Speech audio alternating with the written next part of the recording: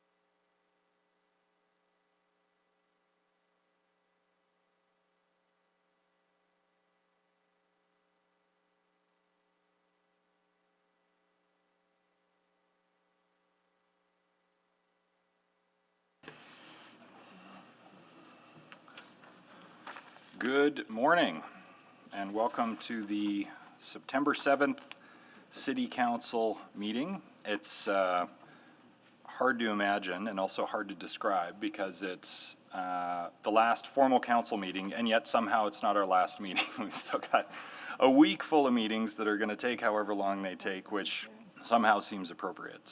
But this is our last formal council meeting and regular council meeting. I will call it to order and recognize that we're having today's meeting on Treaty 6 territory, the traditional territory of the Cree, the Dene, the Saulteaux, the Nakota Sioux, and the Blackfoot peoples, as well as one of the great homelands of the Métis Nation.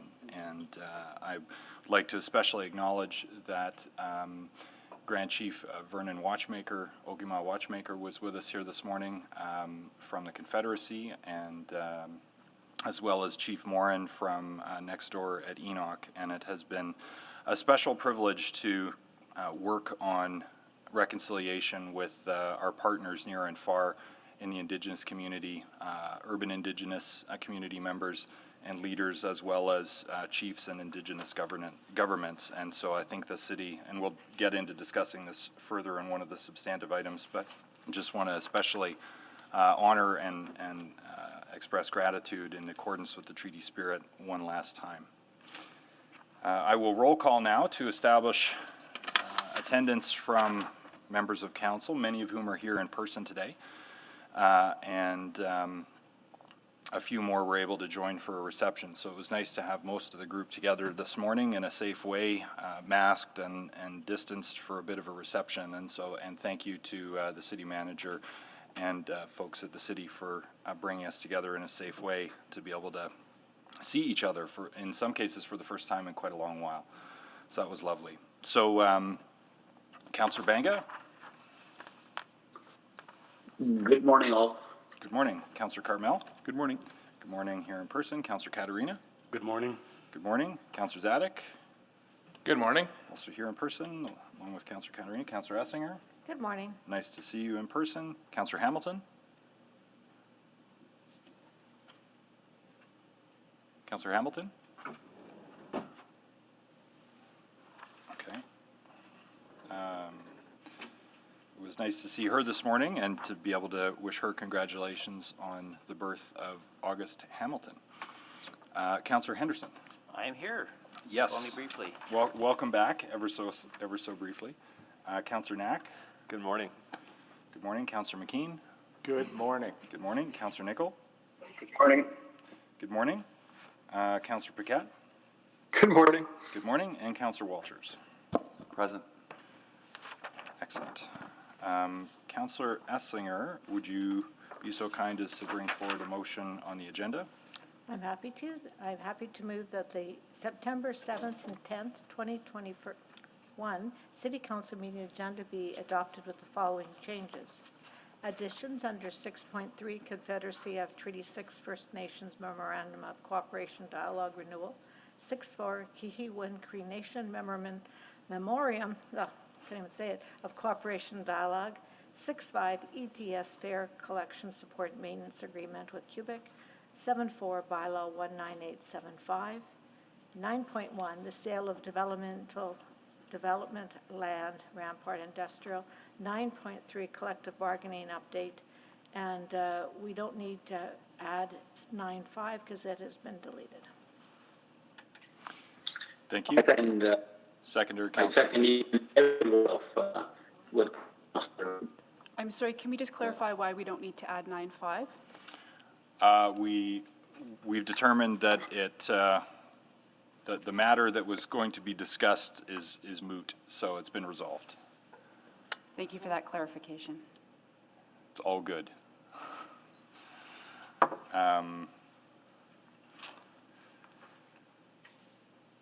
Okay, any questions on the agenda or the additions?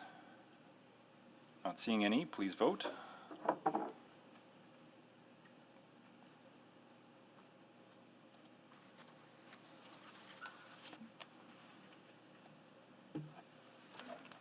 Welcome, Councillor Hamilton. Councillor Walters I'm a yes. and Councillor Hamilton? Thank you. That's not coming up for me. Are you in the affirmative? Yes. Thank you.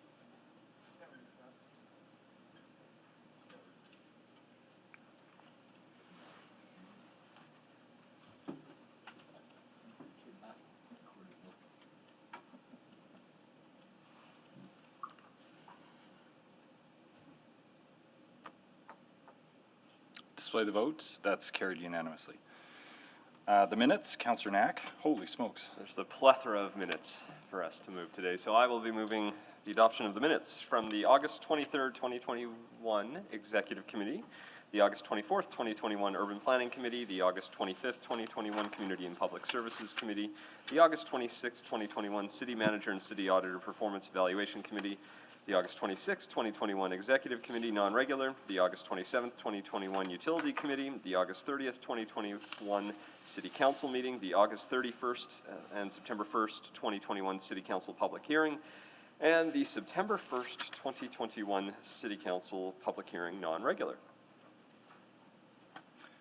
Seconder? Councillor McKean. Okay, thank you. Any questions, concerns, errors, or omissions on this heap of minutes? Not seeing any, please vote.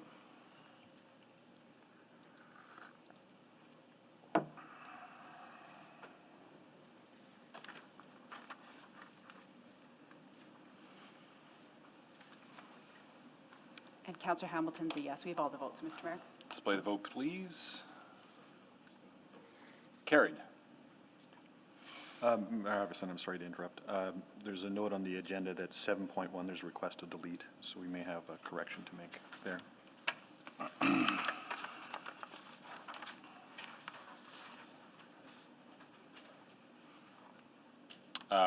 You don't need that one just yet, Madam Clerk? No, we do not. Okay. Thank you.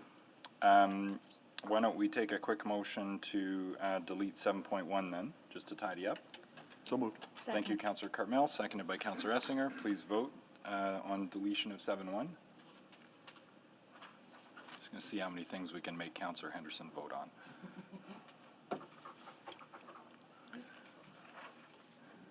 We're getting Give all free the work out of him right now, so. We have all the I votes. should have moved the deletion. I'm tempted to exempt everything and then leave. Okay, well, we just shortened our protocol items by one then, so.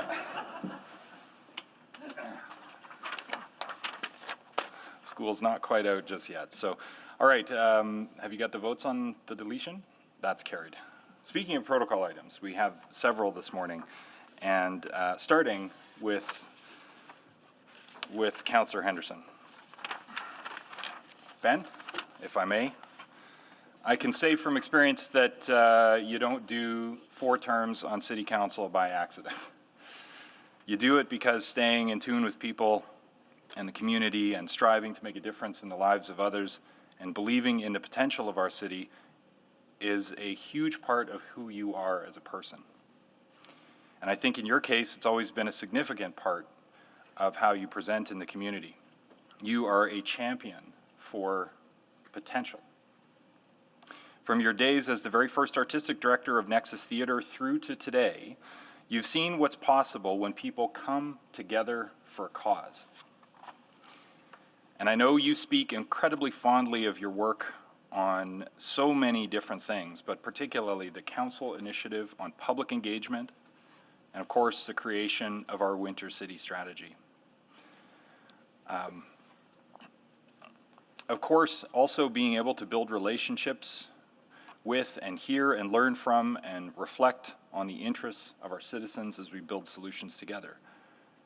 In the case of the work on public engagement. And in the case of the Winter City strategy, being able to help Edmontonians make the most of our seasons through festivals, celebrations, and exceptional public spaces all year round. Really embracing this place where we live at its essence.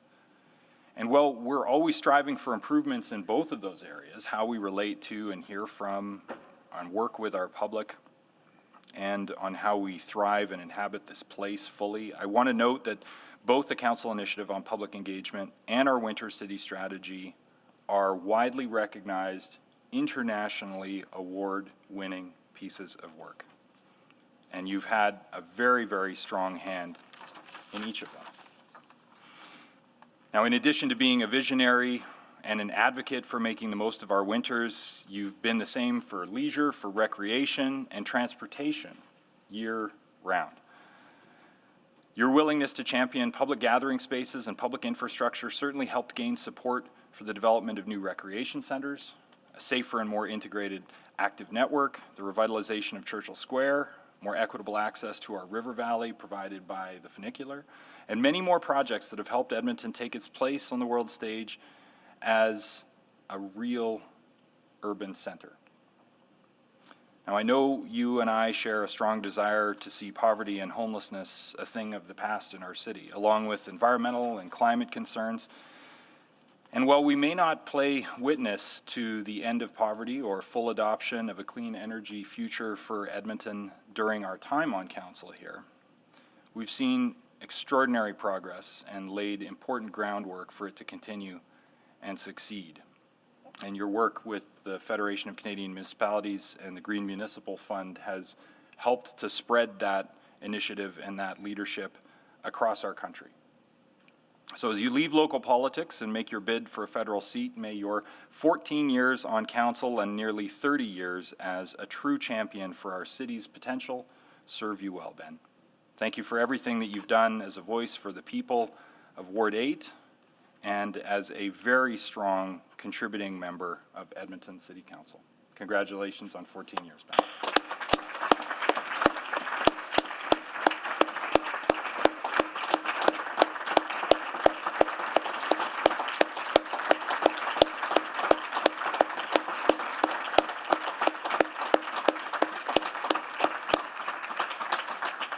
You got a 2-minute rebuttal. I wasn't quite sure what to say today. It's sort of a little bit different because in some ways, as you know, I did my departure a few weeks ago, which has been odd. I realize it's the first time in 14 years I haven't read an agenda, which is a very strange thing. It's interesting looking back. In some ways, it feels like we just got here yesterday. It doesn't feel like 14 years, but I look back on what the city was like when we got here, and it's a very different place. And I think that's why we do this. I think that's why we're here, is to try and leave our city and the place we live a better place than we found it. And I've always felt that that was the #1 job that we have. And that's why I was prepared to step up for the 14 years I did it. And it's sort of fun looking back. And Dawn, you actually mentioned a whole bunch of the things that I'm really proudest about. And some of them are big, and some of them are little. It was fun sort of standing on stage watching Churchill Square fill with water as the fountain got ready to go. And, one of the fights we had back, when I was, that I feel really good about was actually getting us to close that road between Churchill Square and the fountain, which made such a difference to the way that thing that we had spent so much money building works. So it's not always the big stuff. Sometimes it's the little stuff that you go back and you say, that might not have happened if I hadn't been there, and that feels really good. I'm also really struck right now, and it's been interesting the last 2 weeks going into a partisan world, which is very different. I'm really, truly appreciative coming back here to the warmth that's here, recognizing I think that one of the things that makes this special is the collegiality of the way we work together, and I hope that never gets lost here. I have been really lucky. I know there have been other contentious councils before I got here where it was not always as collegial, but in the 14 years I've been here, I have always felt that we dealt with each other with warmth and with respect, even if we didn't disagree. And I think that's one of the remarkable things that we can achieve here in the way we do government. And I'm just struck again by coming back here and having that feeling and having that warmth here in a way that I suspect I won't if I'm successful or when I'm successful in the sphere I'm going into next. And that's special, and I think we need to remember to hold on to it. I'm also, and Don, you talked about this really earlier, and it was really interesting looking at it, a whole bunch of you that I feel in many ways we've grown up together. I'm looking at many of our senior people here and realizing that we were all just beginning in some ways in our career when we started, and that's gratifying, and I do agree with that, with that shift and that change and all of us having come together, having come forward together, that there has been a really marked and remarkable change in the relationship between council and administration, in the relationship, I would say, between administration and the people who we all serve. And a huge thank you to all of you for that out there that have, done the work. I always joke that we're that most dangerous of all things, partially informed amateurs. And we really depend on you to give us that good advice, to help us make the decisions. And I feel that the city that we're leaving is much stronger in the way it does that than the one I arrived in. And I thank you to everybody. And I'm looking particularly at some people that we've had a long history with, who have been here for the 14 years I've been here. And I think there's work we still need to do.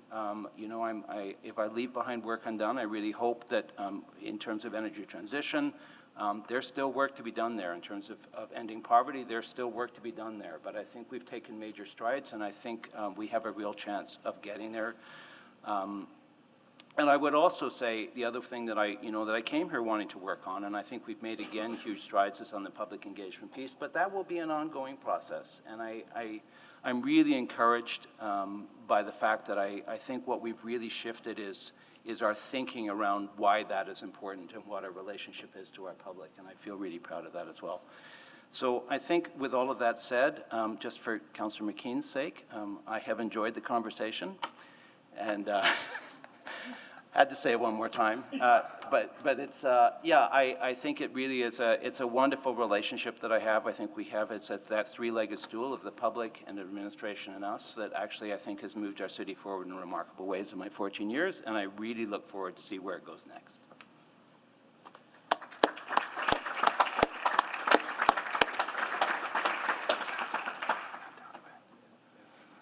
Well said, Councillor Henderson. Next up in the conversation, Councillor McKean. You know, earlier this year, you shared a blog post about kindness. You talked about kindness being the source of happiness and all the great things that happen when people are kind to one another. And I wanted to mention this today because kindness is such a strong reflection of your work and your leadership on City Council. Your commitment to ending homelessness in our city has been absolutely tireless. So has your commitment to pull mental health addictions and the impacts of urban loneliness out of the shadows. And you have made it clear in so doing that everyone in our community deserves kindness. And that it's only by working together and bringing kindness and courage and commitment to the table that we can make our city the kind of place we want it to be, one where everyone thrives. And so as you take your leave after 8 years as a strong voice on council, you can be proud to be part of a council that has invested more in response to poverty and homelessness than any before it. You can be proud of the work you did to bring Edmonton business leaders and developers to the table to get serious about taking action on supportive housing. And you can be proud of the motions that you brought forward to get Indigenous housing agencies more involved with affordable and supportive housing projects. The Edmonton Community Development Corporation demolishing and converting slumlord housing into market affordable units. A more assertive and community engaged response by city inspectors on problem properties. And you can be proud of the work that you did to support transparency and accountability within neighborhoods that host safe consumption sites. The work that we co-championed to launch the Recover Project. And the leadership you demonstrated to gain unanimous support to dedicate more resources to the growing opioid crisis. All that just scratches the surface.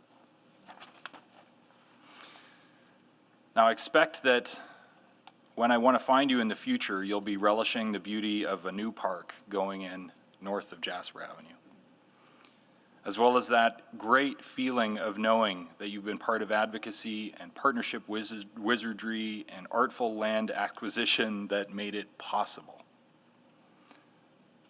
That park might not be there in the heart of our downtown without your leadership, Scott. You deserve to be recognized for that.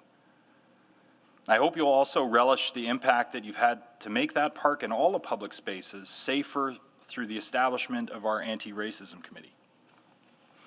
The motion to amend the public places bylaw to prohibit harassment of individuals based on race, religion, sexual orientation, and gender identity. I hope that all of the kindness that you've put into our city is returned to you in happiness for years to come. You deserve that.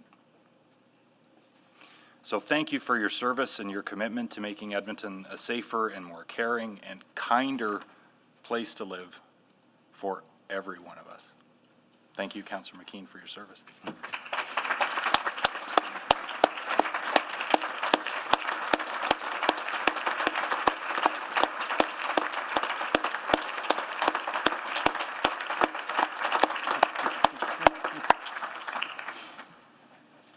Now, I got to prove you wrong about that whole kindness thing, but I hope you don't mind me taking a couple minutes, Mr. Mayor. Please. When I was starting out in journalism, I was the political reporter at the St. Albert Gazette and often interviewed Member of Parliament Peter Elzinga. Mr. Elzinga, I soon learned, never used the word I. He always talked about we, as in we did this, we believe that, we're proud of, yada, yada, yada. At the time, I was highly suspicious. It felt like a dodge, a politician skirting personal responsibility. But you know, after 8 years in politics, I get it. I really get it. As much as my ego would like to boast and humble brag about the things I've done, I will not do that today. I have done nothing as a city councillor. But together, Mr. Mayor, council colleagues, our proud civil service, the Ward 6 office, staff, we did a lot. My team was amazing, by the way. Executive Assistant Roxanne Piper, wave, Roxanne. She's not waving. There she is. My Executive Assistant, Roxanne Piper, came with the office, thank God. It must have been my first week in the role, and I was haplessly headed out to an event. Roxanne stopped me and gave me a bag. "What's this?" I said. "You're supposed to bring a food bank donation," said Roxanne. "It's in the bag." She looked me up and down, straightened my tie, brushed off some schmutz on my suit jacket, and sent me tottering on my way to what felt like my first day of kindergarten. Roxanne Piper is my work mom. I love her to death. My feelings are the same for my work sister, Rebecca Vischer, who brought such optimism and joy to the office that I quickly dubbed her the morale officer. Rebecca loved staffing me at events. She loves people and people love her. And it often came to pass that more people at the event knew who she was than knew the damn counselor. Rebecca used to serve at Red Star. Seemingly everyone in Ward 6 and beyond spent more nights drinking at Red Star than reading my column in the Edmonton Journal. Probably a wise decision. The Ward 6 team were like a typical family. We grated on each other at times, we yelled sometimes, there were tears, but mostly we were each other's morale officers. And we laughed at and with each other. We laughed a lot. The laughing crew also included Ward 6 office alumni Sidney Gross and Rachel Putt. Both now work for the city. Both are brilliant, talented, and lovely people. So they fit nicely into a civil service that is made up, I believe, of the same. People who want to do great work on behalf of their friends, their neighbors, their hometown.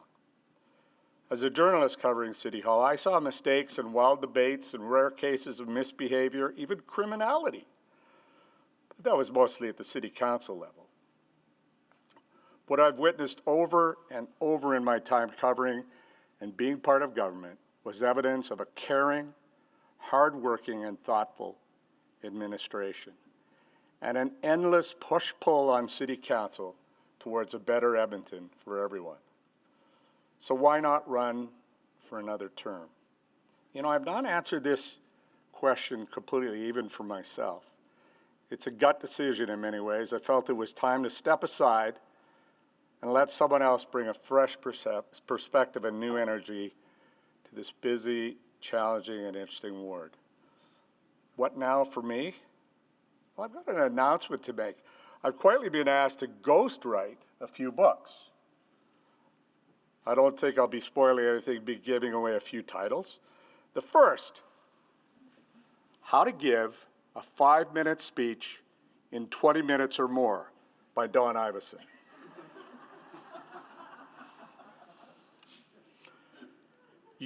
Another book, You Won't Like Me When I'm Angry by Andrew Knack. Now, that's a work of fiction. Another one, City Clerks Gone Wild. The mystery of how a tiny typo got into one set of minutes and then the perpetrator had to buy Timbits for the whole office by Aileen Giesbrecht. Here's an important one. The Pros and Cons of Texting During Meetings. Subtitle, Maybe Don't Send That Text by Michael Walters. And finally, an autobiography. Did I ever mention I used to be a journalist? By me, Scott McKean. Thanks, everyone. I'll be here for a few more weeks. Tip the civil servants. Thank you.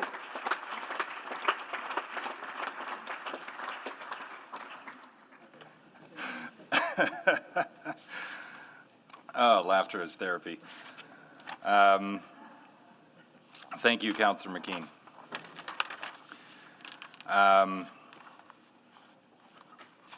So, Councillor Walters, from day one here, you've made vibrancy and joy, affordability and prosperity, and people working together your focus. And as you near the end of your 2 terms on council, I can certainly appreciate that pursuing joy closer to home with your wife and 2 sons is among your priorities. I also appreciate that your contributions during your time on council have focused on improvements notable for Ward 10 residents, as well as citywide initiatives, regional initiatives, and of course the creation of our overarching city plan. Your contributions have also been pragmatic, those that foster community spirit, and often both at the same time. Now, in and around Ward 10, my old stomping ground, you've been a champion for many revitalization and development projects, including Petroleum Mall, the area around Century Park LRT, and many of the mature neighborhoods who've been revitalized. Through these projects, you've helped bring out the energy and the interests and the potential in many different areas of your ward. You brought vision and practicality and possibility to ideas, initiatives, and projects that will benefit the entire city today and for generations to come. Your tireless support for the South LRT expansion in particular will help ensure many of the recently revitalized and developed areas in Ward 10 benefit from visitors from other areas of the city, as well as bring more people from the south more easily and affordably and in a low emissions way into the downtown core. Your focus on densification, on affordable housing policy, and the investments to make them happen, and our soon-to-be adopted priority-based budgeting process are all notable contributions to fiscal prudence and to ensuring that we have a world-class city that remains affordable for everyone who calls it home. Your work in the region as well on the Regional Agricultural Master Plan and backing me up on so many meetings over the years as my regional wingman has also helped not just improve Edmonton, but improve all of Edmonton Metro.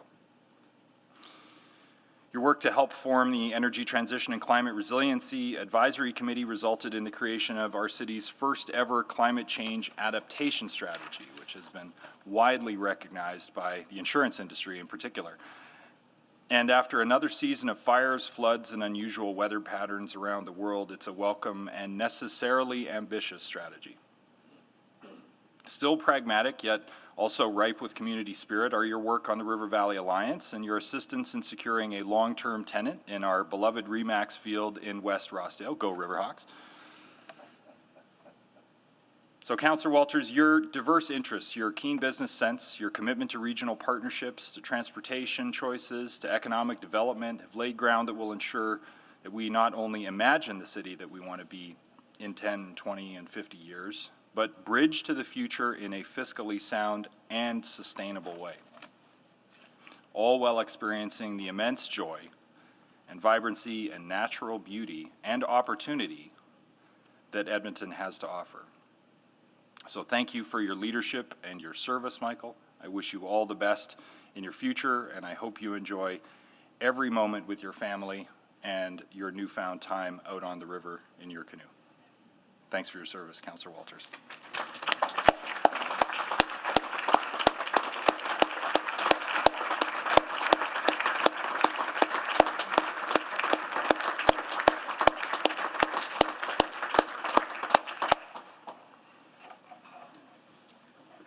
Thank you, sir.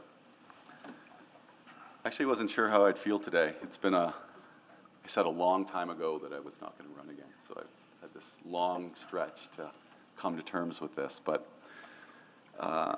yeah, you know, I'm grateful that you use the word joy so often in your remarks, because I tended to probably overuse that word around here. But really, that's what it was about, was creating, you know, a city that provided those kinds of experiences for people. Because without that, I'm not sure what life is really about.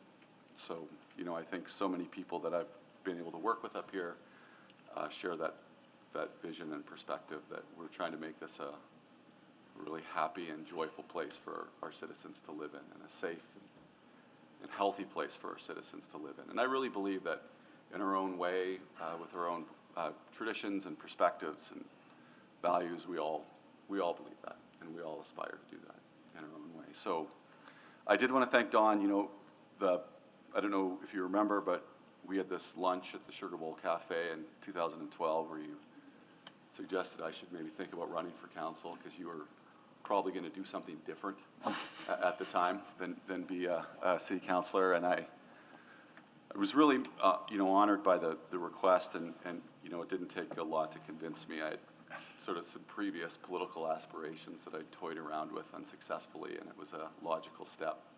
And I'm really grateful that I did make the move and did run. It's been, not easy from a family perspective to do this job. I think those people who have young kids, and I know John and now Sarah are gonna, and others who have had that experience before me, it isn't easy. And ultimately, my decision to leave here is because of that, is to focus on those people who I love the most, give them everything I have, at least for a few years of our time on this earth together. I do want to thank administration. I was in cahoots with so many of you on so many different things over the years. I've worked with so many amazing and talented people who I'll never forget, and hope to stay in touch with. There's just so much work that gets done here that's unrecognized, particularly in an increasingly amped up society of people who are mad at government and public servants. You guys deserve more credit than any of us deserve. So thank you to Andre and Adam and Linda and Simon and everybody who I've worked with all the way down over all these years. It's been really impressive and meant a lot to me. I'll try not to go on too long. Madison's here, who's been basically working with me all term. She was 23 when she came to work with me. She's now older than that, but not much. And this is what gives me so much hope in this city, is we have such brilliant young people, and they're everything to our future in Edmonton. There's brilliant young people, and there's so many of them, and I've had Madison's an example of a few of them that have worked with me over the years. So thank you. And Joe, who's not here because he started a new job. Friday was his last day. So thanks, Joe, if you're listening. Hopefully, Carrie let you listen, your new boss at ETS. And all the community presidents I've worked with, all the constituents in Ward 10. Ward 10 is really a great community to represent. Very, largely very reasonable, thoughtful people. And they've been a real pleasure to serve.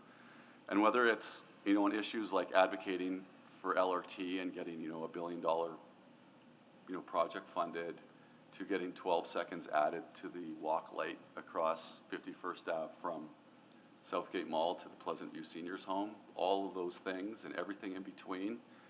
It's been a real pleasure to fight for that stuff and to grind away at all the things we had to grind away at. And it's been a pleasure to work with you all and fight with you all at times and be mad at you all sometimes and be inspired by you all at different times. It's been in the end, a real joyful experience for me to sit up here. And I wrote a blog this week about the sort of looking back, and Brian Anderson gave me this advice when, he sat me down at Tim Hortons on 51st Ave and didn't take off his sunglasses, looked at me and said, "You got to pick one thing that you want to do here.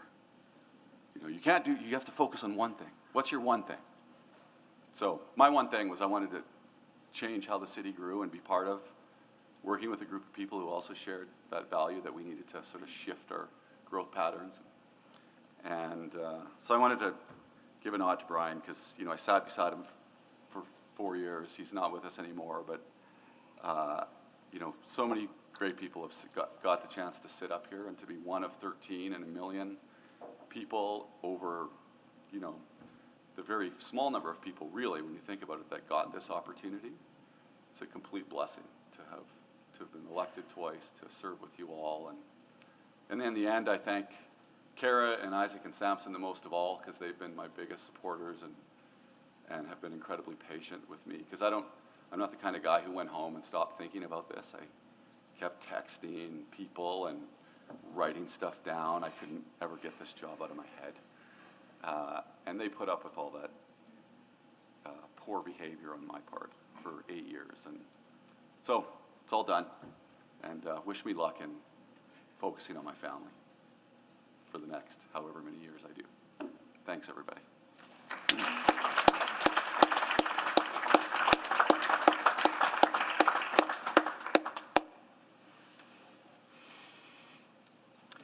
Your Worship, Mayor Iverson, I have to say it's been an absolute honor working with you and under your leadership. I know that I speak for many when I say that you are a visionary, a relationship builder, a business person, and a compassionate human being. One of the things that continues to strike me is the number of stakeholders and partners who say, Don knows us and he knows us well. And no matter the event, the initiative, or opportunity, your commitment to getting to know people has served all of us in this city of Edmonton. When I look at some of the most significant accomplishments, they fully embody the spirit of doing good for many and the benefits of partnership. As a result of your leadership and support, I don't think regional collaboration has ever been more successful. Whether it's been working at the Edmonton Metropolitan Board, forming Edmonton Global to attract regional investment, forming the Edmonton Hydrogen Hub to focus on the opportunity for clean energy, and many more just like that. It's enhanced our working relationships and created exponential and tangible opportunities for this city. The Edmonton Hydrogen Hub alone launched in April of this year, and already we celebrate a multi-billion-dollar net zero hydrogen complex coming our region's way. Of course, the Hydrogen Hub is only one example of how Edmonton has prospered, realized the benefits of a diversified economy, and claimed its place on the world stage under your leadership as our mayor. This year alone, we've seen Edmonton lauded for the largest tech sector labor force increase in North America, attract a number of international tech firms, and celebrate locally grown tech startups such as Run With It Synthetics and SamDesk making their mark on the world stage. We've seen international events such as the World Triathlon Championship Series make Edmonton part of its ongoing circuit. We just saw Labatt, one of Canada's founding businesses, make its biggest investment in its Edmonton brewery since the 1960s. And you've also made it clear that Edmonton must be a welcoming city that provides opportunity for everyone. In 2014, you had the privilege of being an honorary witness at the Truth and Reconciliation event held here in Edmonton. This was a turning point in the city's relationship with Indigenous partners. Your compassion and openness to listening and learning brought reconciliation to City Hall, ensuring city staff were all given the same opportunities to learn and understand. Your role co-chairing the task force to eliminate poverty brought the realities of a have and have-not society to the forefront and has resulted in lasting real change. You can also be incredibly proud of your work on the Big City Mayor's Caucus, including your success re-engaging the federal government on housing policy and locally the work to support Housing First and put an end to chronic homelessness. And of course, the council with your leadership adopted the new city plan. It's a plan that ties together all the leadership that I've mentioned so far. It's partnerships and collaboration. It's economic opportunity and prosperity. It's climate and clean energy. It's equity in a city that allows everyone to thrive. And it's a plan that reflects 2 years of public engagement, detailed strategies, plans and studies, and some serious visionary thinking by this council. It's an excellent plan, and it will guide Edmonton well into the future. With the city plan and the future top of mind, I want to finish with a couple of comments about the man behind the title of mayor.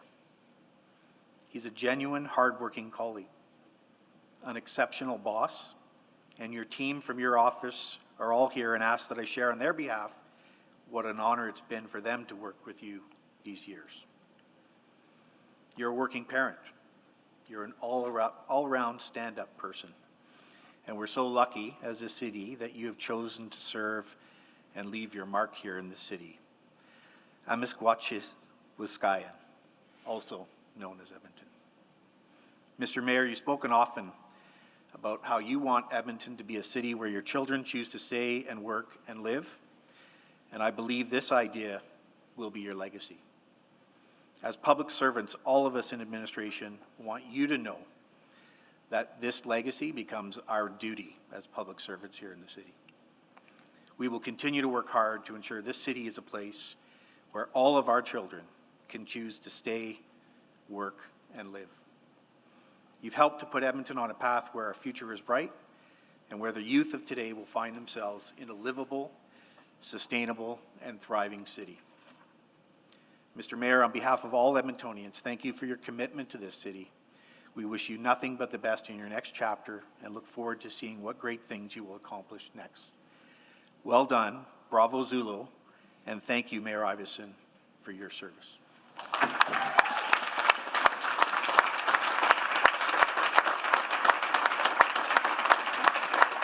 You can't campaign in here.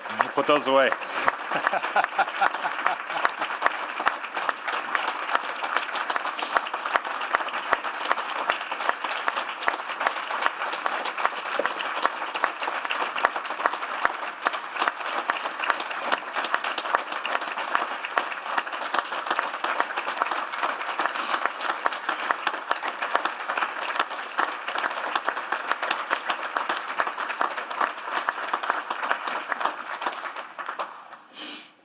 I'm now exhibiting mild symptoms.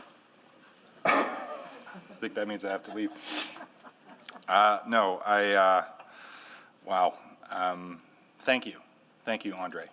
It's been a real privilege to get to serve with you and the 14,000 people you lead over the years, and the other city managers and senior leaders and councillors across 4 very different councils, each one of which I learned something from. Each person I've had a chance to interact with here, I've learned a valuable leadership lesson from.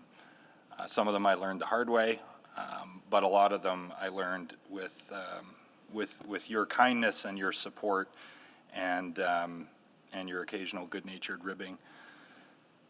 And so I am just filled with gratitude today. And I was talking this morning in an earlier event about sort of the concentric circles. And the wider out those circles are, the harder it is to maintain that compassion and sense of togetherness. But I've been really struck of late by this quote by a Mexican author who thinks a lot about the border, Luis Alberto Urrea, who says, "There is no us and them, only us." And a world as divided as this, and a country as divided as this, and a province as divided as this, the city seems to be the place where we can hold fast, where we can define an us that includes everyone.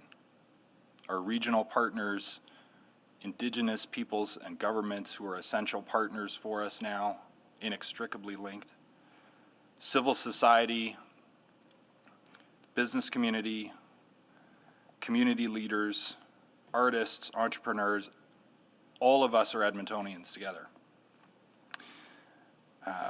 Chief Morin puts it really well. He said, "I cheer for the Oilers too." You know, there is a unit at the city scale where we can hold compassion and unity and share a sense of purpose. And our world needs that. And we need to figure out how to widen those circles of compassion. But I think we set a pretty good example here. In Edmonton, in the culture of this place, in the heart of these million people, and our neighbors in the region, we really are in all of this together. And we've held fast through some really challenging times, particularly in the last 8 years. You know, I remember being elected in 2013, you know, oil was triple digits, and the future looked wild and exponential, and somewhere in our heart of hearts we knew that couldn't last, but not until reality hit us over and over and over again in the financial crisis, and then a public health crisis more recently. You know, we've really been tested through this time. But we have held together the way Edmontonians do through every crisis, through every challenge, and we're stronger for it. And each of you here, and every Edmontonian in their own way, has contributed to that. And so at that widest circle, I am grateful to the people of Edmonton and our immediate neighbors and partners in Indigenous communities and our regional government partners for holding fast. And not just holding fast, but seeking to raise our sense of our potential, our aspiration for each other's success, and our sense of solidarity. That will get us through. It has gotten us through, it will get us through. I'm grateful to the people of this organization, and I spoke at length, and I'll have more to say later. I spoke at length this morning about my gratitude to the people who go to work every day in the 73 different things that the city does, not perfectly, but pretty damn well. You notice when your garbage doesn't get picked up when we try to do something different, because it gets picked up the rest of the time. You notice when your neighborhood or your street feels unsafe because something's happened, because you feel safe the rest of the time. You notice when a bridge is closed or a road is in rough shape because the rest of them are working the rest of the time. None of that happens by accident. 14,000 people make that happen for Edmontonians every day.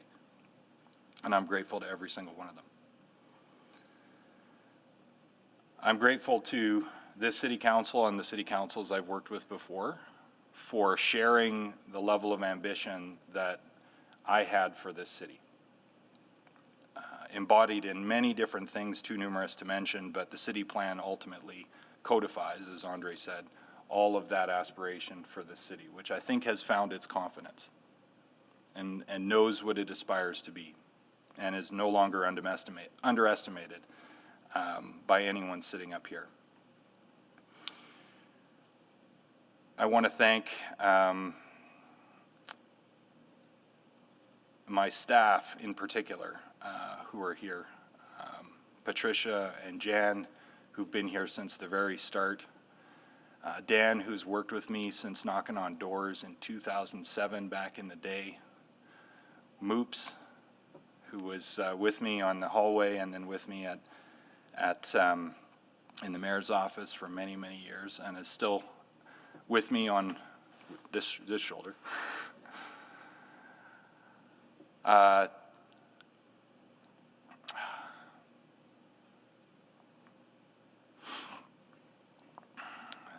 To Michael and Joan and Tara and Ben and Natalie and Julie, my chief of staff. It's rare to have a chief of staff for the entire 8 years that you're in a job like this. And so it's been an extraordinary privilege serving with each of you. But Julie, you've led the team incredibly well and held us through some extraordinary challenges. And we'll always be grateful to you for that. Cheryl, thanks for coming back. It's been nice to see you this morning. I wish each of you the very, very best. You know, and I'll just state it for the record here, you have an unconditional reference, positive reference from the soon-to-be former mayor of Edmonton, and I wish you each the best success. I wish we could figure out a way to keep working together. That's one of the heartbreaks for me. I love you guys, though. And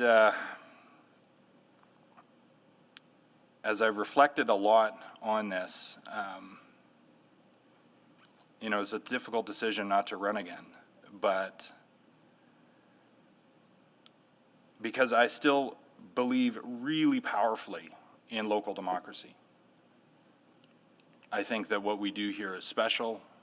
I think it's different than all other politics and all other decision making. It's where we come together and we do our damnedest to leave no one behind. There's nowhere to hide at City Hall. And that's why we are often picking up the pieces when other systems are failing people.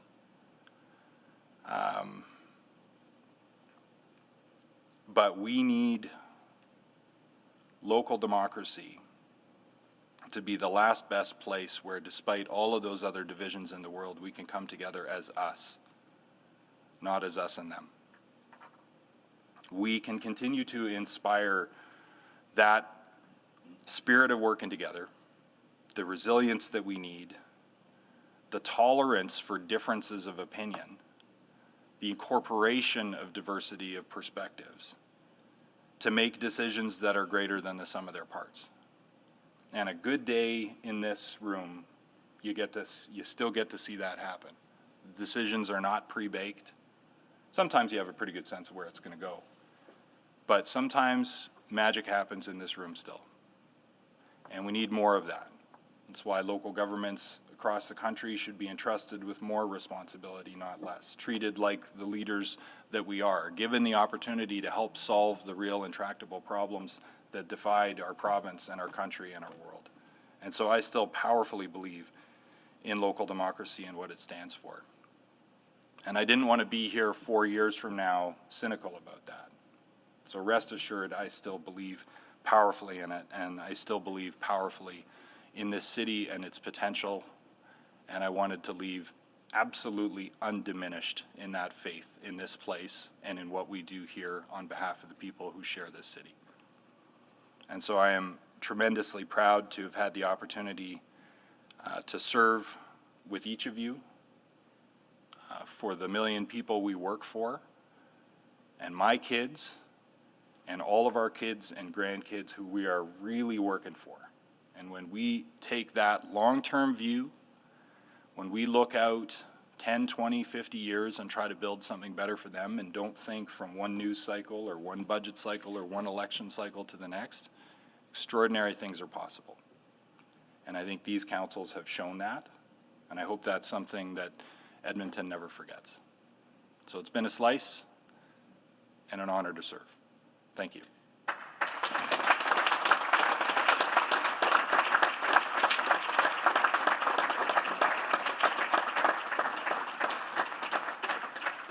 And to Councillor McKean's point, if I'd given that further thought, I could have said as much in half the time, so.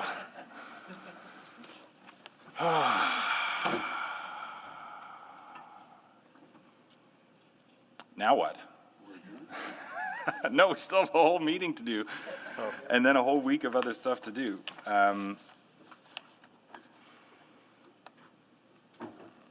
Any other protocol items?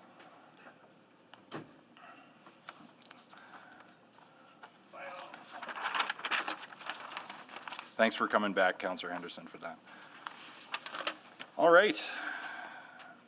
Well, let's, thanks everyone who came down for this.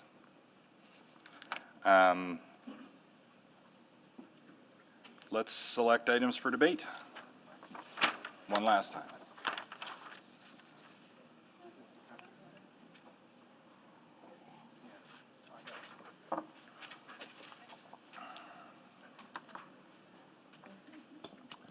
Have we got folks clicked on?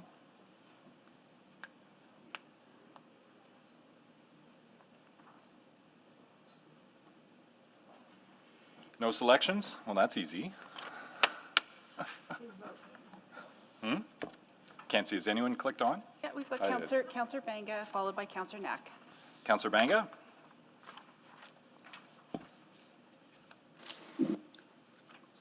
Thank you, Mr. Mayor. I'll go with 6.1 and 6.2 and 6.5, please. Okay, Councillor Banga has selected 6.1, 6.2, 6.5. And there are also some must be selected, that's 9.2, 9.3. And 9.5. Oh, we deleted 9.5 from the agenda, so we're covered there. Thank you, though. Councillor Knack? Thank you, Mr. Mayor. I don't have any more to select. Those are all the ones. Thank you. Okay. Councillor Walters? No. Got him? Okay. You want to move all other items then? I will happily move the remaining items. Second. Seconded by Councillor McKean. Okay, please vote on those items not selected for debate.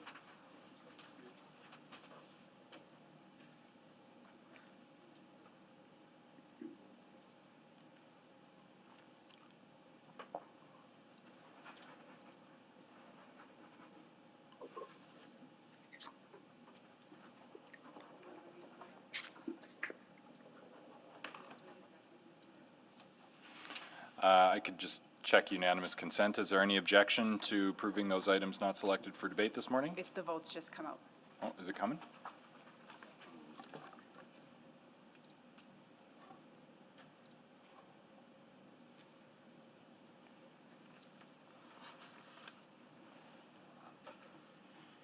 Yep, and she has hung up. If we could just do by unanimous consent, Mr. Mayor. Okay, is there any objection to those items brought forward for approval without debate this morning? Not seeing any, we'll consider those approved by unanimous consent. You want to read those back, please? Thank you, Mr. Mayor. Council's approved the following reports. Item 5.1, improving industrial competitiveness, is going to be coming back to Council the second quarter of 2022. Council's also approved 6.3, Confederacy of Treaty 6 First Nations Memorandum of Cooperation and Dialogue Renewal. 6.4, Kahiwan Cree Nation Memorandum of Cooperation and Dialogue. Council's also approved the following private reports. 9.1, sale of development land for Rampart Industrial. And item 9.4, Edmonton Salutes Committee appointment recommendation. Thank you. That's what I have as well. Request to speak. I don't see any. Time specifics I think we've already dealt with. The bylaws not selected for debate, which is 7.2 through 7.4. Sorry, I'm not sure if we have dealt with the request for time specific, but if it's okay with you, there's just a request that item 9.2 be dealt with after 9.3, if that's okay? Oh, sorry, that's still a request. I thought we had done it in that order with the approval of the agenda. My bad. So I want to move that we hear from we'll hear 9.3, then 9.2 in that order. Yes. Thank you, Councillor Second. Caterina, seconded by Councillor Essinger. Any objections to hearing the privates in that order? Not seeing any, then that's carried. Now we'll consider bylaws. Councillor Caterina?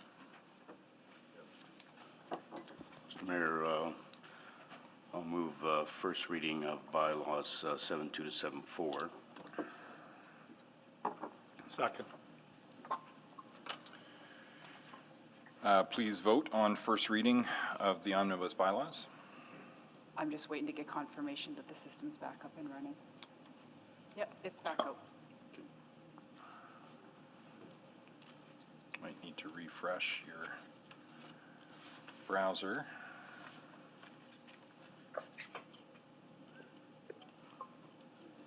We're just waiting for a couple more. Councillor Nicol? Yes, I got a refresh as well. Thank you. We're good to go, Mr. Mayor. Display the vote. And that's carried, says, yeah, 12, right, we're shorthanded again. Mayor, I'll move second reading of bylaws 7.2 to 7.4. Second. Please vote on second reading. Yes. Thank you, Councillor Nicol.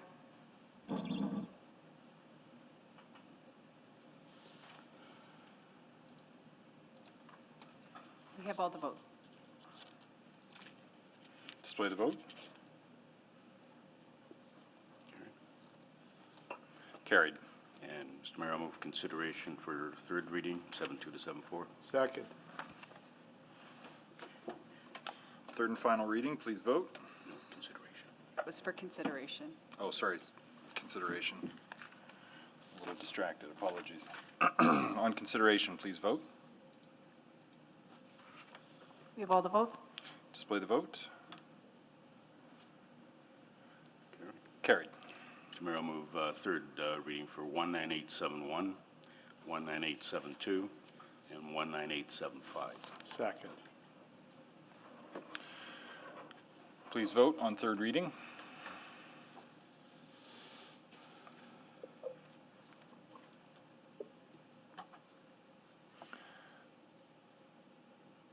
We have all the votes. Display the vote. Carried. Okay, that takes care of the bylaws.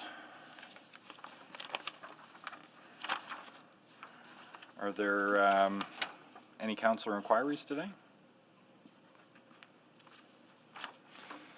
Not seeing any. Then let's start with 6.1 and 6.2, capital and operating financial updates. Good morning, Your Worship and Council. Today we are presenting the city's quarterly financial updates with a focus on projected year-end financial results. This is an information report. While it had been difficult to predict the full effect of the pandemic, the city has reallocated resources and has been nimble. We have responded to lower revenues in transit, recreation, and parking by introducing a number of restraint measures. We have responded to the economic challenges by providing additional response measures and supporting new initiatives such as downtown vibrancy forced by the pandemic. We also benefit from lower spending over a low snow winter. And we are continuing to deal with impacts. Recreation centers have just reopened, and we are monitoring program registration levels. Transit ridership is approximately 50% of what it was before the pandemic, and ETS continues to operate a full schedule. And a portion of our workforce is returning to the office as we adopt a hybrid work environment either in September or perhaps later given recent circumstances. Based on mid-year results, we are now projecting a year-end surplus of $18.7 million for tax-supported operations. This is a very thin margin of less than 1% of our overall spending against a $2.5 billion tax-supported expenditure budget.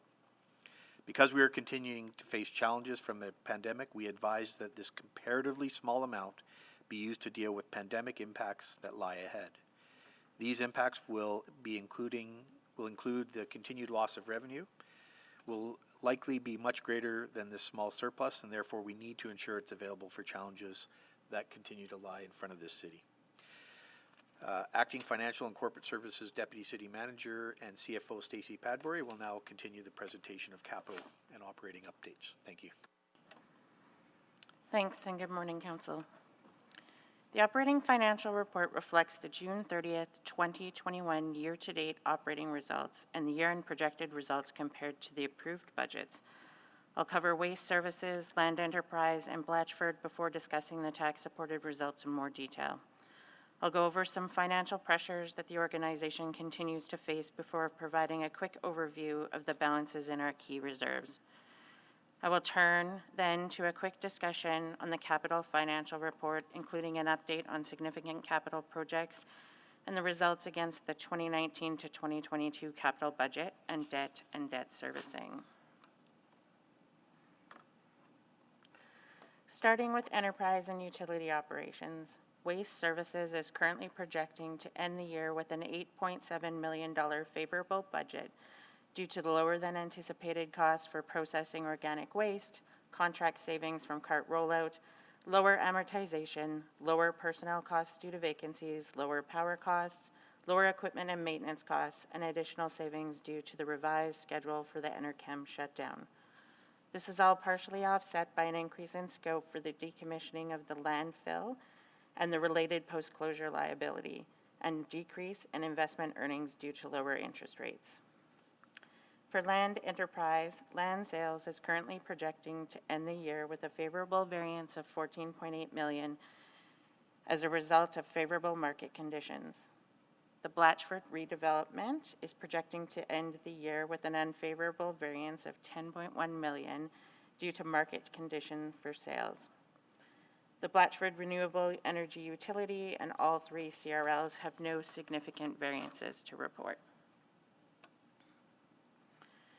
Before I cover the tax-supported operating results, I want to highlight that these results are reported against the adjusted 2021 budget. In the fall of 2020, the 2021 budget was adjusted to reflect the anticipated impact of the pandemic on city operations. At that time, the total COVID impact was estimated to be $150 million for all of city operations, with the majority of that being tax-supported. Council approved one-time adjustments to the tax-supported operating budget of $141.6 million for 2021. This included $111 million in revenue reductions, about $63.4 million of that for transit fares, and $32.9 million for recreation facility revenues, plus $30.5 million in additional costs. The reduction in revenue and the increase in COVID costs were offset by a combination of expense reductions in 2021 and a transfer from the appropriated financial stabilization reserve. Without these one-time adjustments, the year-to-date and projected year-end results would be in a deficit position. Prudent planning and spending have resulted in a small surplus being reported today. The report before you today reports both year-to-date results for the period ended June 30th and the projected year-end results. Year-to-date results report the actual results for the period of January through June, but for the purposes of this presentation, I will focus on the projected year-end results. As of June 30th, we are projecting year-end surplus of $18.7 million for 2021. This is a thin margin of less than 1% on the $2.5 billion tax-supported expense budget.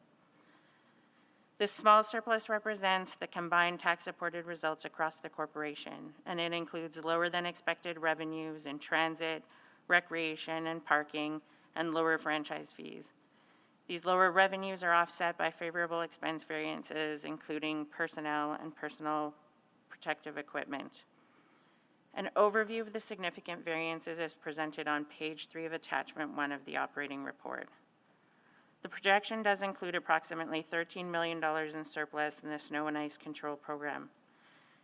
As that program is weather dependent, there is some risk that the surplus could be affected by significant weather events over and above the normal averages in the latter half of the year.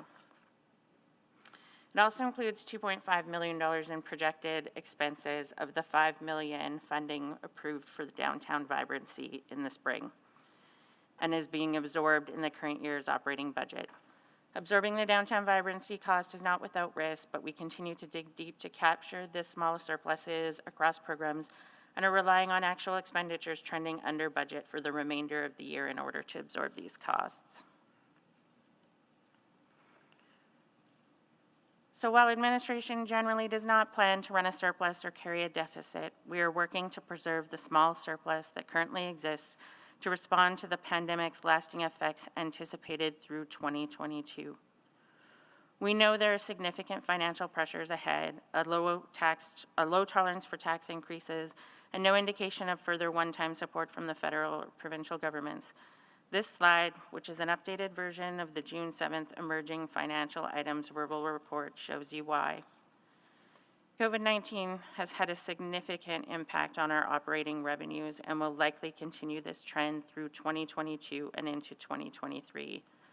The largest impacts we are tracking are reductions in revenues of over $50 million in 3 program areas: Edmonton Transit Service, Community and Recreation Facilities, and parking revenues. Adding to this pressure is the gradual decline in photo enforcement revenues, which are expected to drop by almost $20 million in comparison to the budget over the 2021 and 2022 period. Administration is committed to bring back a report in Q4 of 2021 with a strategy to address the changing revenue for automated enforcement. COVID-19 has also had a large impact on the economy and our partners, and the city has responded with $5 million in funding approved for downtown vibrancy through the use of 2021 existing budget surplus and cost management, and $9.9 million approved to establish a new regional air services opportunity fund to support flight attraction. Aside from these amounts, a growing list of emerging items will add new pressures to already constrained budgets. We are working on ways to mitigate these risks, and while we don't plan for surpluses or deficits, we need to be mindful of the continued financial pressure created from the prolonged pandemic response. We'll work diligently to control expenses and take action to contain discretionary spending on a one-time basis to try and drive to a surplus position for year-end, so that any one-time surplus can be utilized to manage future pressures. This slide shows the COVID budget funding strategies we use for 2021 and provides some insights into the items being considered to address the 2022 COVID impacts. For 2021 impacts, the strategy in order of priority was to use expense management and external funding, and lastly, the FSR and financial strategies. At that time, while planning to manage the 2021 COVID impacts, there was still a significant uncertainty related to the return of transit ridership and recreation centers to pre-pandemic levels. As we are working through our strategy in the fall of 2021, what I would like to highlight here is the constraint. At this time, we are not expecting any external funding for the continuing effect of the pandemic on cities' operations. Consideration is being given to the redirection of capital funding to the operating budget, but the 2020 COVID strategy already risk mitigated $46.5 million in the capital budget. The funding set aside for COVID in 2021 is fully allocated. Administration continues to monitor spending, and consideration can be given to redirecting committed funds to higher priority needs if required. The small projected budget surplus of less than 1% of our tax-supported operating budget isn't sufficient to cover or address the total forecasted revenue shortfall in 2022. This means without external funding, the city may be required to address 2022 shortfalls through budgetary strategies such as expense management or transfers from the capital budget. So while we provide this information today, we continue to explore these strategies as part of our work on the supplementary operating budget adjustment, and will return to council in the fall. A final note on key reserves. The projected balance of the financial stabilization reserve for 2021, based on approved budget transfers from the reserve, is $112.7 million, which is slightly above the minimum balance of $110.4 million, but below the target balance of $183.2 million. This balance does not reflect a projected year-end tax-supported surplus. For the Planning and Development Reserve, the year-end projected balance is $18.9 million, which is above the minimum target. Council approved an exception to meeting that minimum target until December 31st, 2022. And current forecasts indicate a strengthened economic activity into 2021, leading to increased revenues that place the Planning and Development Reserve in a stronger position than originally budgeted. For the Traffic Safety and Automated Reserve, as a result of a continued decline in revenues that I discussed earlier, the Traffic Safety Reserve is anticipated to be in a deficit by the end of 2022. Administration will return in the last quarter of 2021 with options to address this challenge. Now moving on to capital. This report, the capital report, provides the June 30th, 2021 financial results for capital, an update on significant capital projects, and results against the 2019 to 2022 capital budget, including an update on debt and economic indicators as they pertain to capital. The capital report covers the reporting for the approved 2019 to 2022 capital budget. Of the total approved four-year capital budget, $7.5 billion is approved for capital expenditures in the 2019 to 2022 period, and the remaining $3.5 billion is for the period after 2022. The capital spend in the cycle is just under $3 billion to June 30th, 2021, which is 39% of the total four-year cycle. And this is ahead of where we were at the same point in the 2015 to 2018 cycle. The majority of active capital projects are currently on time and on budget. And based on current approved capital projects, debt is anticipated to remain within all the applicable limits within the MGA and the city's more stringent debt management fiscal policy. The charts represent significant profile status weighted by the project's approved budget and compared to the previous reporting. The left chart is budget status and the right chart is schedule status. The previous quarters are displayed alongside so you can visualize the trending of project status through the cycle. As indicated in the charts, 99.6% of the capital budget is reporting within an acceptable tolerance for budget, as seen on the left, and 97.6% of the capital budget is reporting in an acceptable tolerance for schedule, seen on the right. The city is subject to limits for both total debt and debt servicing, which is principal and interest payments on debt, by the Municipal Government Act. The total debt limit is 2 times the city's consolidated revenue, and the debt servicing limit is 35% of consolidated revenues. The city is within the borrowing limits established by the MGA and uses 55% of the MGA debt limit and 29% of the MGA debt servicing limit as at December 31st, 2020. This chart shows the city's total debt peaking in 2024 at $4.14 billion, primarily the result of a few significant debt finance projects such as the Valley Line Southeast, Yellowhead Trail Freeway conversion, and Valley Line West. These projects are funded in part with tax-supported debt to match funding provided from other orders of government. Projections are based on currently approved projects and updated quarterly.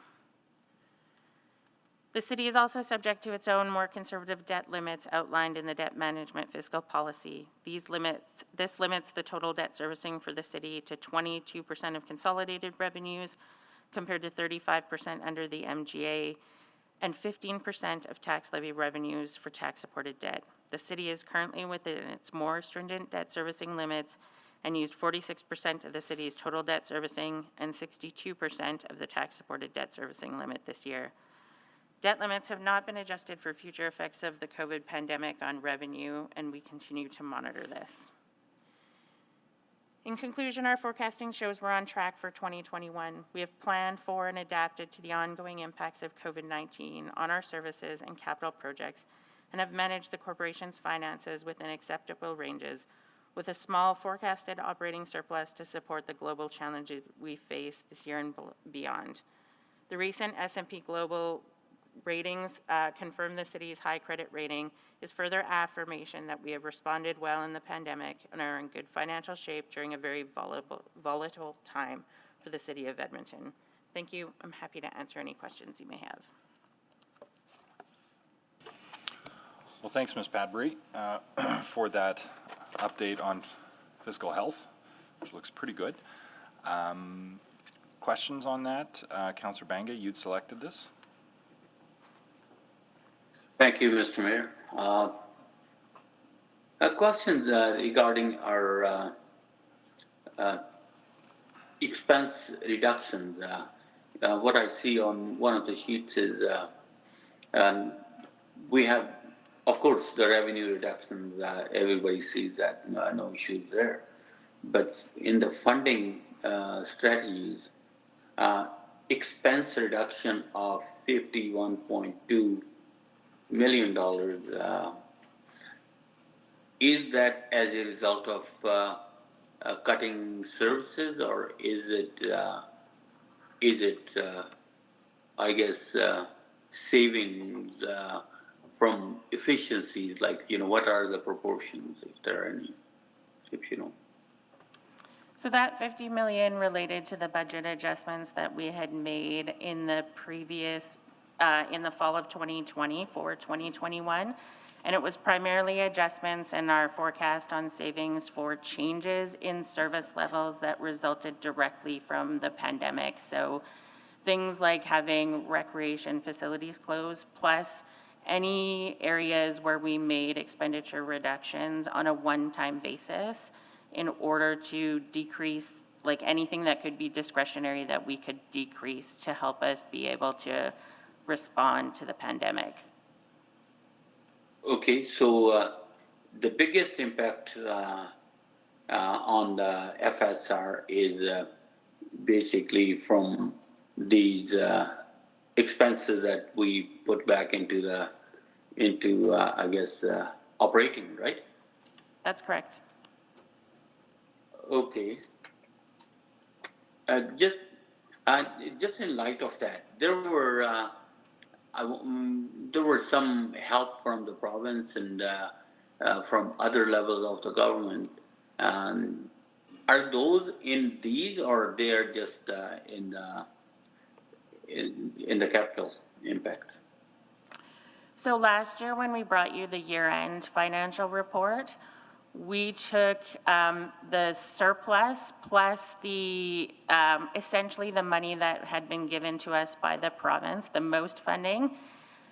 That was incorporated, most funding was incorporated into the financial results for 2020. We used the savings generated by having that grant revenue now available to fund, we put that in the financial stabilization reserve, and we used that money to fund the one-time impacts of COVID in 2021. So that funding has been used and has been flowed through the appropriated FSR and is now used to fund the 2021 budget. Okay. And looking at the, I guess, line items under land enterprise, that is from, I guess, I'm going to use the loose term, disposing of some of our city land assets. Councillor Banga, I can answer this one for you. The surplus is basically the result of one large sale that occurred just off of White Avenue. and then strong results from our Greenfield residential product that we've been bringing to the market. And could you be able to give me the separate numbers from those two transactions that you mentioned? So on the Greenfield side, it's made up of several lots that would have sold. And on the one-time sale of the property that is just south of White Avenue, I think it was in the $13 million range. Okay. And yeah, my next question is about the debt and debt servicing. So these numbers are basically, I think I have asked that question before too. The current, I guess, graphs and diagrams, they're only good if we don't do anything to impact that in any future years. Is that correct? So the graphs are applicable to any projects currently approved. So you're right, Councillor. If we approve a new capital project in future years, those graphs will change. Okay, and so in the whole scheme of things, you have given us some numbers. I know nobody can predict what's going to happen tomorrow or how long it's going to keep happening. And you have indicated that our credit rating did tell us that we are doing, I guess, fairly well, if not perfect. So in your mind, what could be something that we could do further to improve our condition, financial, fiscal conditions? Yeah.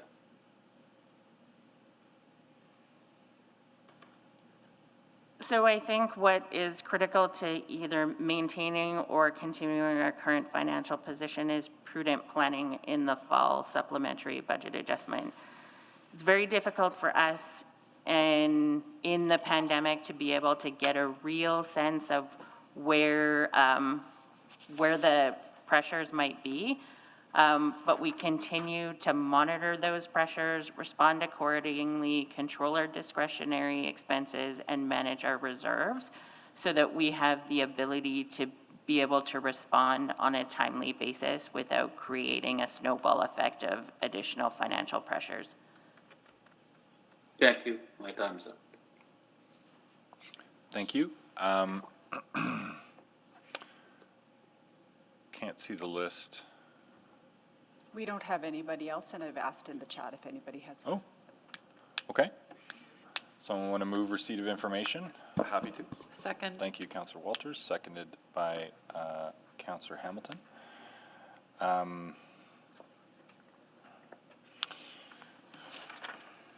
Okay, anyone wish to speak? Councillor Walters, if you could take the chair. I have the chair. Just on the today's theme of gratitude, I know managing the fiscal challenges and pressures the city's been under for particularly the last 18 months, but to some degree longer than that too, has been no small feat. And I know that the challenges are not behind us, particularly for 2022 and 23 on transit ridership recovery. So I just wanted to say thank you to the leadership team at the city and to council for persevering through in the 14 years I've been here, really unprecedented financial turmoil and leaving the city in a strong position in spite of those challenges. And it's double-edged because I do think we're in a relatively strong position. We haven't cannibalized the infrastructure agenda, which is one of the first places you could go, and that's just deficit spending by running down your city, and we've seen the consequences of that in Edmonton, and we've avoided doing that. And I think we've been able to leverage programs from senior orders of government really well, both the aid programs and the infrastructure programs. There's obviously a bit of uncertainty where those are going to go.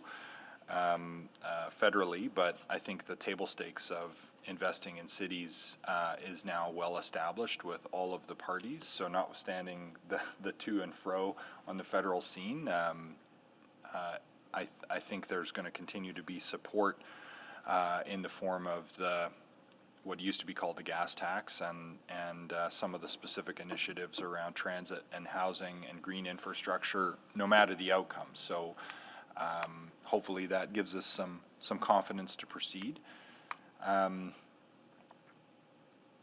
I just wanted to underscore that, I mean, the small surplus is good news, and it $18 million sounds like a lot of money to Edmontonians, but it's $18 per Edmontonian. And the challenges we've got still in 2022 are larger than that. So notwithstanding, it reflects very, very good and tight management through a difficult time. And I would like to be able to celebrate the surpluses that we've banked over the years through that tight management. But really, it's not quite going to be enough to cover some of the challenges that sadly the next council is going to have to deal with. But I just want to really emphasize that I don't think we have left anything for the next council by way of a flaming bag of fiscal dog do. I think we've left the books in good shape, notwithstanding this transit challenge for 2022, which really is a challenge that every other big Canadian city is facing. And so I only dwell on it, not to give ourselves a hard time, but to just reinforce that we're going to need help with that, just like Toronto's going to need help, just like Calgary's going to need help, just like Red Deer's going to need help with that. So it is prudent to stash whatever surplus we're able to accumulate against the contingency issues for 2022 to try to minimize and hopefully with some support from senior orders of government for COVID recovery, make sure there's no impact to taxpayers in the next year. So just some sort of final fiscal observations here. And again, gratitude for administration's handling of this and council's prudent decision making throughout. Take the chair back. Return the chair. Anyone else? Seeing no further comments, please vote.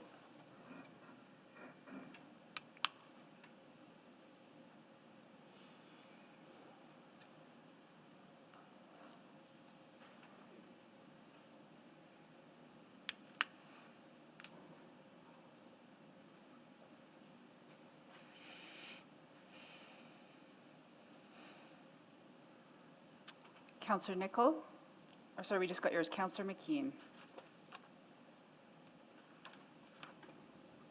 Should be through now. Thank you. Just waiting for one more. We have all the votes. Display the vote. Carried.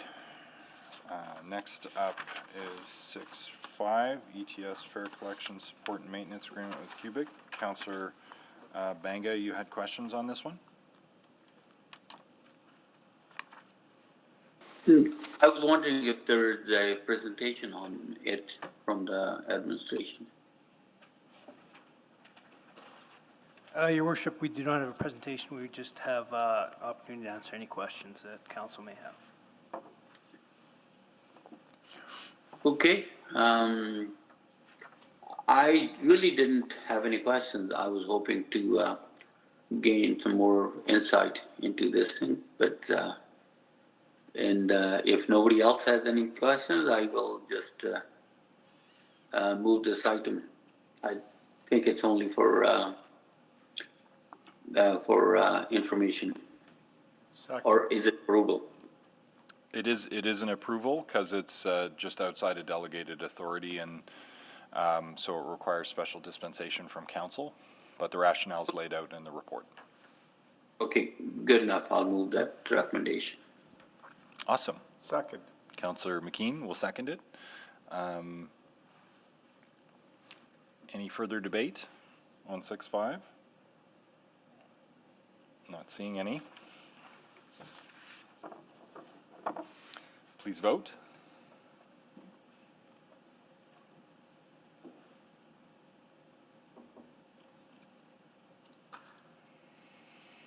I don't mind getting out of here early. I got transition memos to write.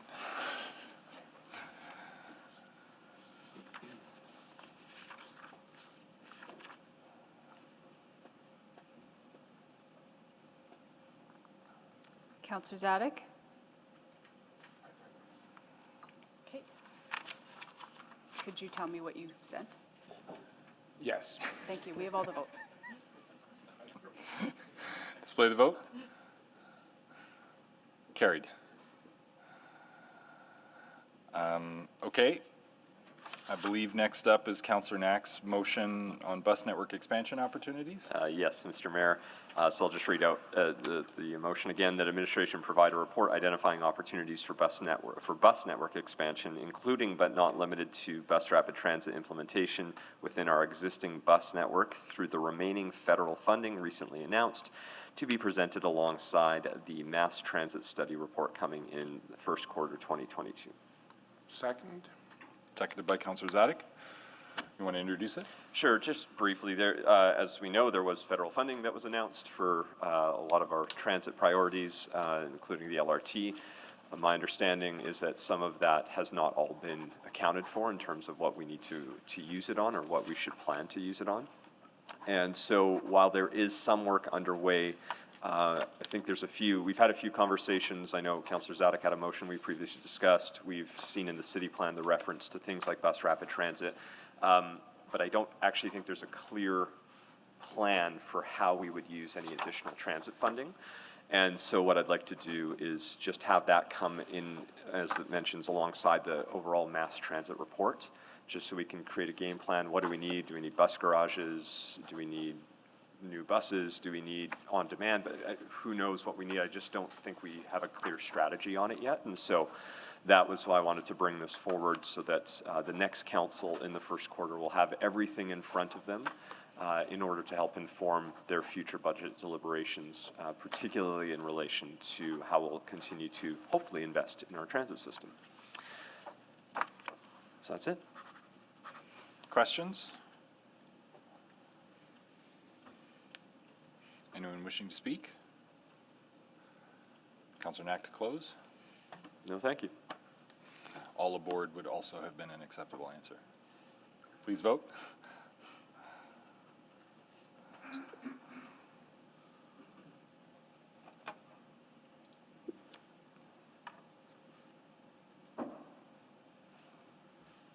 Let me see if I can turn.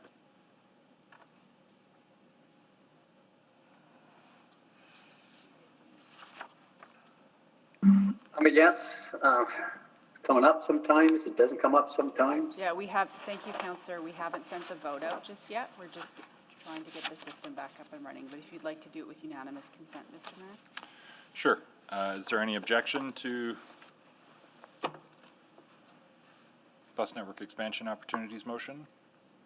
Going once, going twice, hearing none, then with unanimous consent of council, that's carried.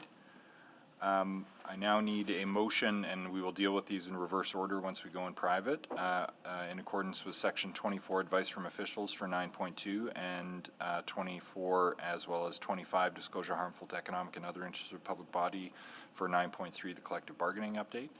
To go in private, someone want to move that? So moved. Thank you, Councillor Walters, seconded by Councillor Hamilton. Please vote.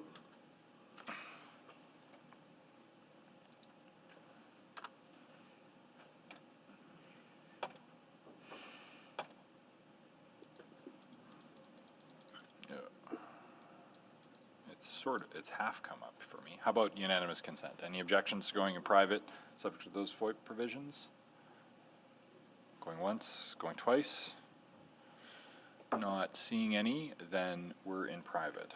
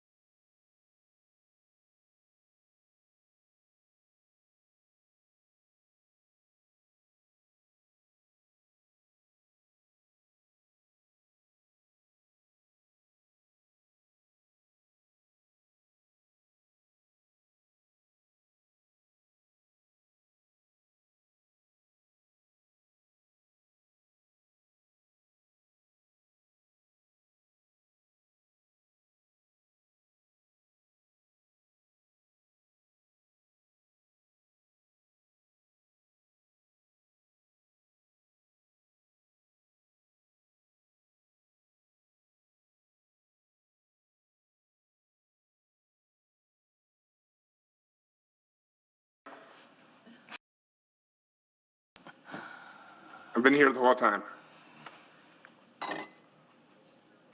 Do you want to vote, or is it with unanimous consent, Mr. I Mayor? think it's with unanimous consent. Just going to turn the cameras back on.